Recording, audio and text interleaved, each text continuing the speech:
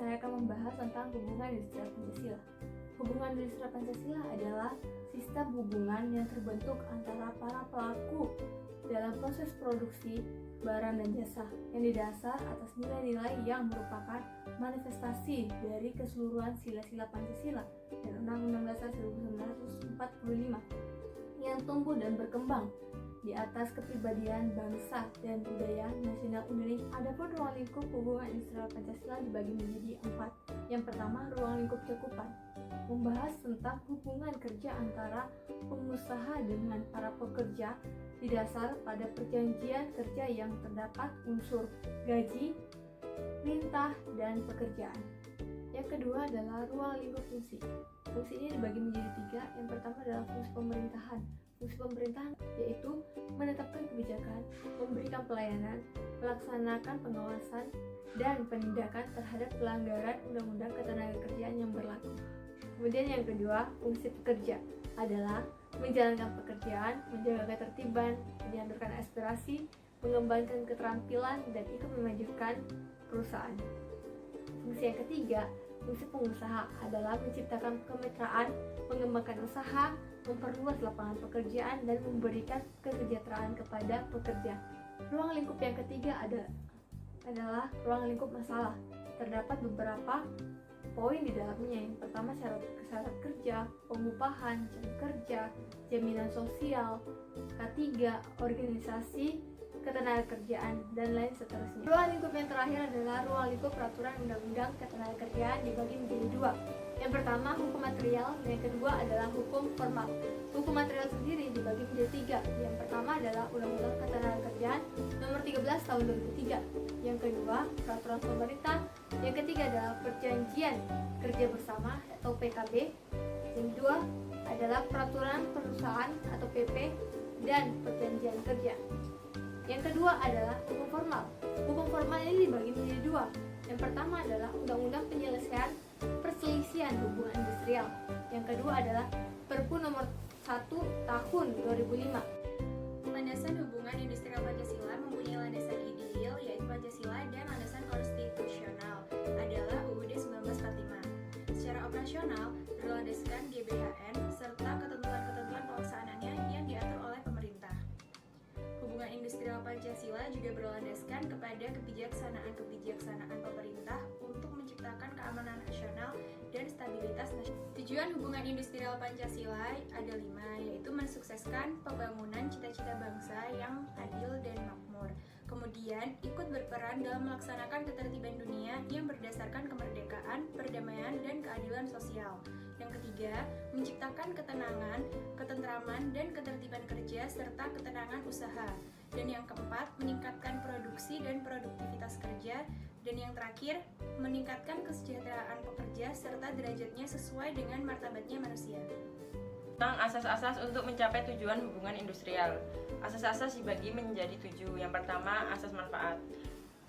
Asas manfaat adalah segala usaha dan kegiatan pembangunan harus dapat dimanfaatkan sebesar-besarnya bagi kemanusiaan dan kesejahteraan. Yang kedua adalah asas usaha bersama dan kekeluargaan, yaitu usaha mencapai cita-cita dan aspirasi bangsa harus merupakan usaha bersama seluruh rakyat yang dilakukan secara gotong royong dan kekeluargaan. Selanjutnya yang ketiga adalah asas demokrasi, yaitu di dalam penyelesaian masalah dan nasional ditempuh dengan jalan musyawarah untuk mencapai mufakat. Selanjutnya yang keempat adalah asas adil dan merata, yaitu bahwa hasil yang dicapai dalam pembangunan harus dapat dinikmati secara adil dan merata sesuai dengan porsinya masing-masing.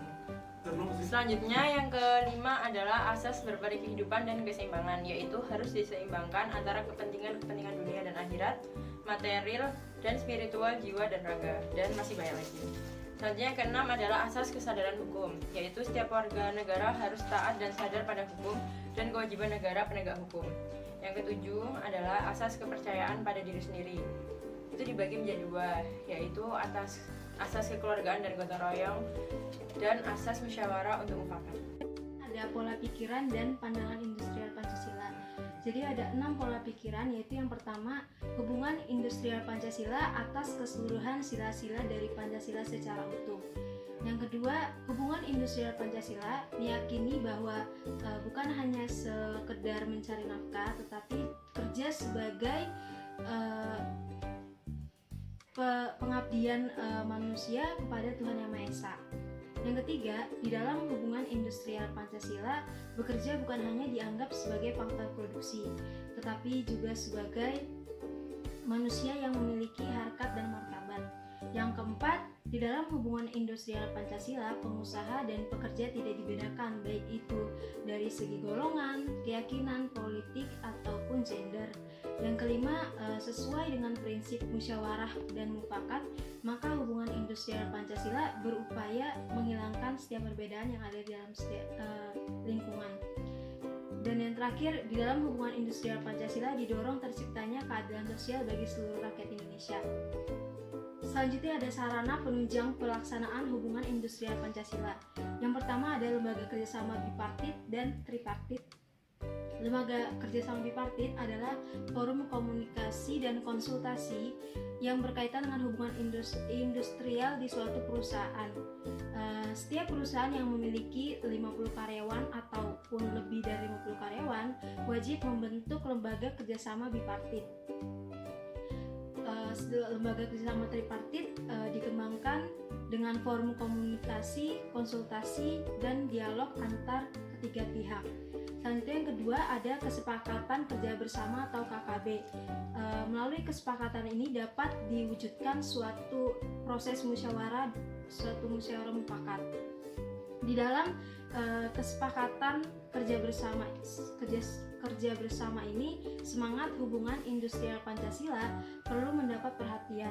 Setiap kesepakatan kerja bersama sedikitnya harus memiliki suatu pendahuluan atau mukadimah yang mencerminkan falsafah hubungan industrial Pancasila. Yang ketiga, lembaga penyelesaian perselisihan hubungan industrial. Perselisihan dapat diselesaikan melalui perundingan bipartit. Jika gagal, maka bisa melalui mekanisme atau konsiliasi. Lembaga yang diserahi tugas penyelesaian perselisihan ini perlu ditingkatkan peranannya melalui kemampuan serta integritas personilnya. Kelembagaan penyelesaian perselisihan ini bisa melalui beberapa perantara, yaitu beberapa perantara atau arbitrase P4D atau P4P yang berfungsi dengan baik akan menyelesaikan perselisihan dengan cepat dan terarah. Yang keempat, serikat pekerja. Serikat pekerja adalah organisasi yang dibentuk dari, oleh, dan untuk pekerja baik di perusahaan maupun di luar perusahaan yang bersifat bebas, terbuka, mandiri, demokratis, dan bertanggung jawab guna memperjuangkan, membela, melindungi hak dan kepentingan pekerja serta meningkatkan kesejahteraan pekerja dan keluarganya. Yang kelima, organisasi pengusaha. Sama halnya dengan pekerja, para pengusaha juga mempunyai hak dan kebebasan untuk membentuk atau menjadi anggota organisasi atau yang disebut asosiasi pengusaha. Asosiasi pengusaha sebagai organisasi atau perhimpunan wakil pimpinan perusahaan-perusahaan merupakan mitra kerja serikat pekerja dan pemerintah dalam penanganan masalah-masalah ketenagakerjaan dan hubungan industrial. Asosiasi pengusaha dapat dibentuk menurut sektor industri atau jenis usaha, mulai dari tingkat lokal sampai ke tingkat kabupaten, provinsi, hingga tingkat pusat atau tingkat nasional. Yang keenam, peraturan perundang-undangan ketenagakerjaan. Peraturan perundangan ketenagakerjaan pada dasarnya mencakup ketentuan sebelum bekerja, selama bekerja, dan sesudah bekerja. Peraturan selama bekerja mencakup ketentuan jam kerja dan istirahat, pengupahan, perlindungan, penyelesaian perselisihan industrial, dan lain-lainnya. Yang ketujuh, lembaga penyelesaian perselisihan hubungan industrial. Perselisihan hubungan industrial diharapkan dapat diselesaikan melalui perundingan bipartit. Jika perundingan bipartit gagal, maka penyelesaian dilakukan melalui mekanisme mediasi atau konsiliasi. Bila mediasi dan konsiliasi gagal, maka perselisihan hubungan industrial dapat diselesaikan di pengadilan hubungan industrial.